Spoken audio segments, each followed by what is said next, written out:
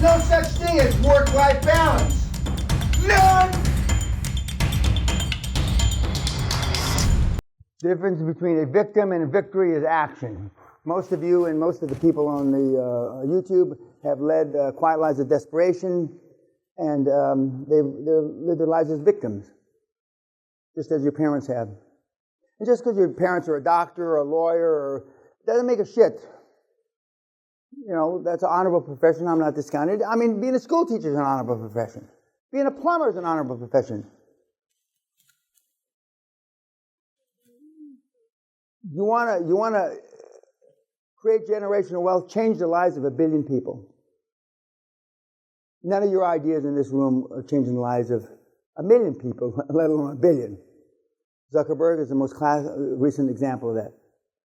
And God knows he's changed the lives of 3.5 billion. I'm not so sure for the best, but that's a whole other story. But I mean, if you're not first, you got to be different, your ideas.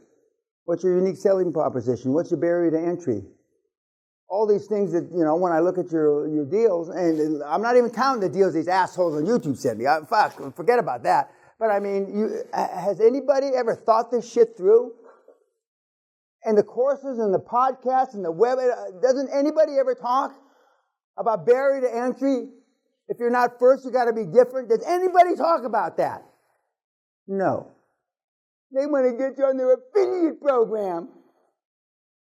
Affiliates are brain dead.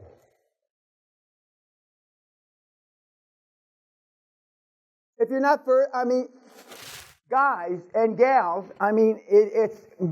this is why this is the last saloon on the last street in the last town, and the world is flat.